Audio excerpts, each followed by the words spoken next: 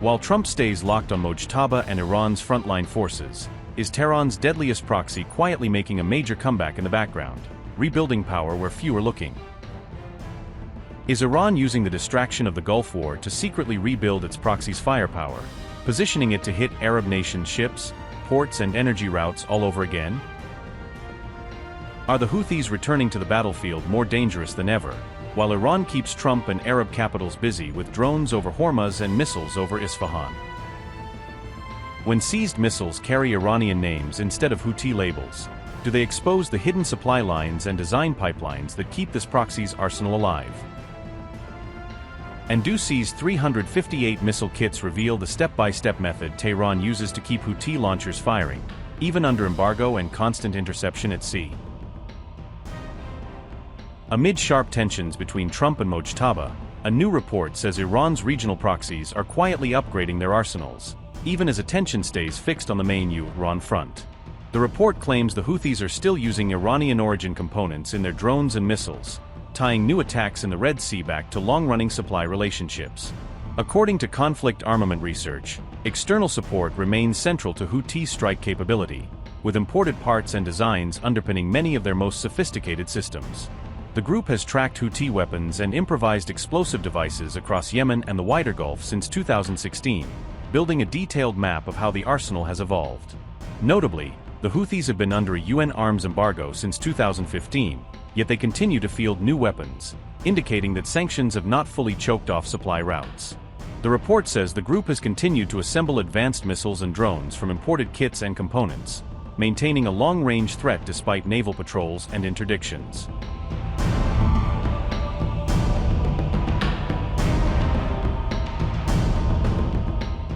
Investigators from CAR found seized missiles labeled with Iranian designations such as 358, instead of local Houthi names, suggesting designs and naming conventions are still set in Tehran. Researchers argue this pattern shows continued reliance on external supply and underscores the limits of Houthi industrial capacity to design and brand their own complex systems.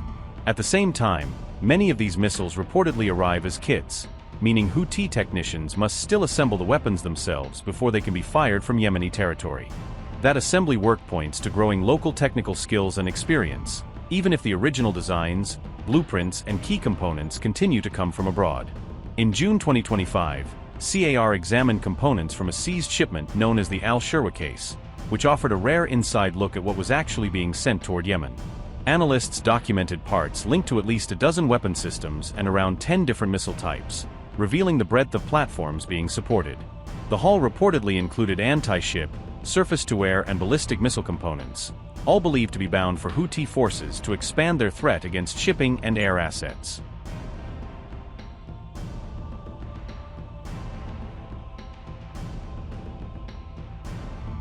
Some components matched Iranian-origin missile models not previously seen in Houthi hands, indicating an upgrade path that could bring new range or guidance capabilities to the group.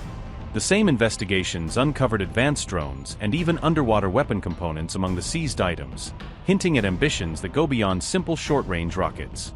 Component codes were neatly labeled to show which missile system each piece belonged to, suggesting a structured supply system designed to ease assembly in the field. The labels used Iranian naming conventions and standardized patterns, likely doubling as de facto assembly instructions for Houthi teams working far from Iranian factories. Many of the electronic parts examined were manufactured in just the last 2 years, showing that the supply lines feeding these proxies remain active and modern, not drawn from old stockpiles.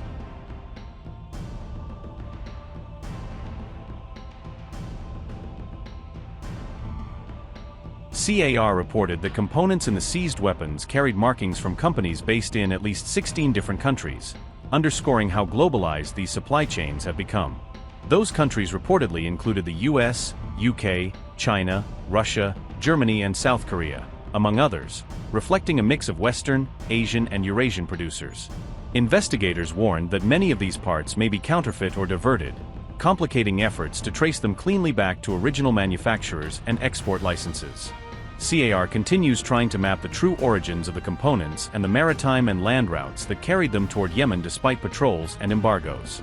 The group estimates that only about 5% of the seized missile and UAV components were clearly Iranian-made, at least based on visible markings and documentation. Investigators argue this pattern shows that Iran itself depends heavily on foreign technology inputs to sustain its missile programs and, by extension, the proxies that rely on them.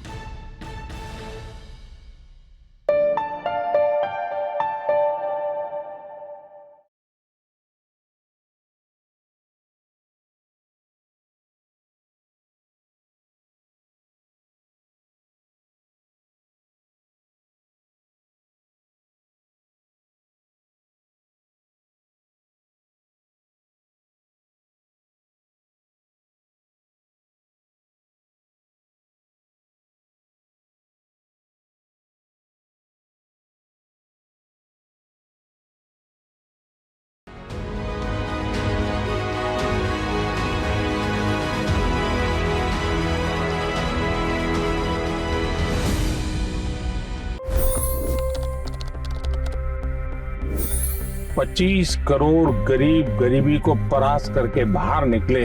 For the good of our nation, let's work together and let's truly make America great again.